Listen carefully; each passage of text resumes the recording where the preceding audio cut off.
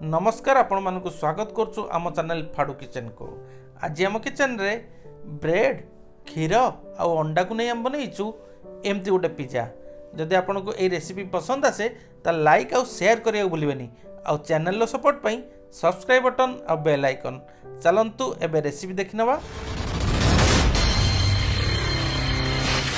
ए pizza बने पई मु नेची 3टी ब्रेड स्लाइस ता सहित गोटे कप क्षीर आउ 3टी अंडा ता सहित कौन नहीं देखु गोटे पियाज आउ गोटे कैप्सिकम आउ एठी मु रखी मोजरेला चीज आउ बटर स्लाइस ता सहित एठी नहीं मु पिज्जा सॉस गोलमरच गुंड चिली फ्लेक्स लुण आउ ऑरेगानो। एबे चलंतु प्रस्तुत करनबा हमर पिज्जा। सेथिपई मु पियाज को एमती काटी नेछि। देखंतु पियाज को हमें एभली स्लाइस करी काटी नबा। सेही भली आमे कैप्सिकम को मध्य स्लाइस करी काटी नबा। तापरे आमे गोटे एमती जगह नेइचु जोतरे आमे क्षीर प्रथम नै जिबा। तापरे आमे 3टी जाक अंडा को भांगी एथरे पकई नबा।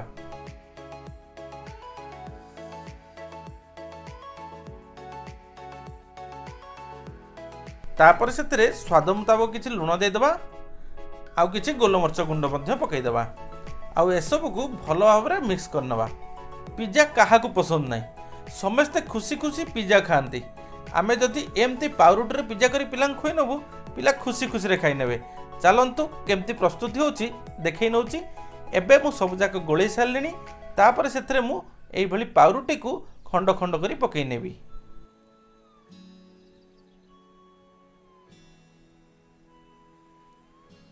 देखंतु मु 3टी जाक ब्रेड स्लाइस को एमती खंड खंड करी पकई नउची। तापर ए सब को भल भाव मु मिक्स करनेबी। मु धीरे धीरे ए सब को भल भाव मिक्स कर नउची जेमति कि पाउरुटा क्षीर आ अंडार ए मिश्रण को सोक कर नबो।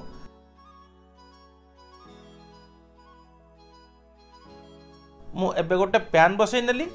सेथिरे गोटे छोट चम्मच रिफाइन तेल पकई नेली। तापरे सेथिरे खंडे स्लाइस बटर मु पकई नेली एवं गैस रो फ्लेम को मु धीमा कर देली। मने रखंतु केबे भी आपण बटर टी को डायरेक्ट आपण एमती गरम करिवेनी। सबु बेले टिके तेल किंबा घियो दे गरम करनेबे नहले बटर टी कला पड़ जिवो। देखंतु एबे टिके बटर मोर मेल्ट हे आसलानी। एबे मु रेडी कर रखतबा ब्रेड आ अंडा को मु सेथरे पकई नेबी आउ एई बली गोटे पिठा कड़िका साहाय्य रे मु ताको पिज्जा रो शेप दे देबी। देखंतु पूरा पैन रे को मु पिज्जा टाइप रो शेप दे दोची।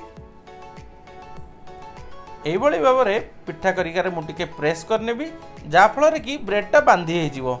एबे हमें गैस रो फ्लेम को लो रु मीडियम भीतर रखी याको घोड़े नबा। बेसी समय नहीं, जस्ट 2 मिनिट पे घोड़े रखिबा। ता भीतर चलंतु मु मोजरेला चीज रे काटी रखतिबा पियाज एवं कैप्सिकम को मिसै नेबी आ ता सहित 2-4 पिंच लुण, गोटे चम्मच गोलमरच पाउडर, किछि ऑरेगानो आ किछि चिली फ्लेक्स को मध्य मिसै नेबी आ एसबु को टिके गोळे रखि नेबी।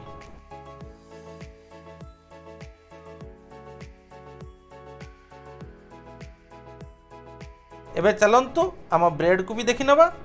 देखंतु आमर ब्रेड 2 मिनिट हे सरलानी। मु टिके पिठा कड़िका साहाय्य रे एबली करी देखुची। देखंतु तळटा हे सरलानी। एबे आराम से आकु मु उल्टै नउची। आकु धीरे किनी उल्टै नेबे जेमते कि आम पिज्जार बेसटा भांगी न जाए।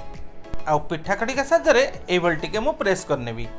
ता ऊपर एबे मु पिज्जा सॉस को भलो भाबरे लगै नेबी। एई पिज्जा सॉस टी मार्केट रे अवेलेबल आपण किनिकी आकु यूज करि परिबे किंबा टिके टमाटो सॉस सहित रेड चिली सॉस आ शेजवान सॉस को मिसई मध्य एई बळी लेयरटा आपण प्रस्तुत करि परिबे। तापरे एथरे आमे रेडी कर रखतिबा मोजरेला चीज को मध्य पकई नबा आ भलो भाबरे चारियाडू को स्प्रेड कर नबा। तापरे हमर एई पिज्जा रेडी होआ पई आमे 5 रु 6 मिनिट पर्यंत लो फ्लेम रे घोड़े की रखि नबा।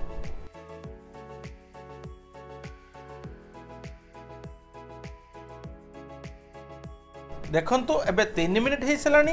मोर फ्लेम टिके जोरे जळुथला। मु मझिरे एई भली टिके चेक करली काळे तळटा टिके लागि जिवो सेति लागि तळे एई भली गोटे पिठा करिका देई देली आ घोड़े की पुणी आ 3 मिनिट पर्यंत रखि नेबी।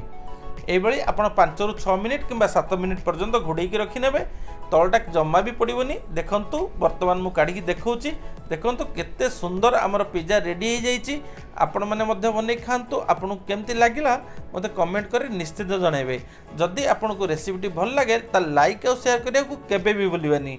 आ चैनल रो सपोर्ट पई सब्सक्राइब बटन आ बेल आइकन रहिले आज्ञा नमस्कार पुणी थरे कथा बा आ गोटे रेसिपी सहित ए गेलु कुआडे गलो शीघ्र आस आदि सबु खाई दबो मु तम पई बनेली से सबु खाई बसलानी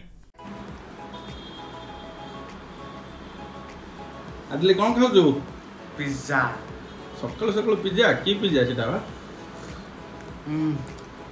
वाह यम्मी हां वेरी वेरी डिलीशियस वाह नादी दे सब तो सब खाई दबु रख भाई खाइबो नी की या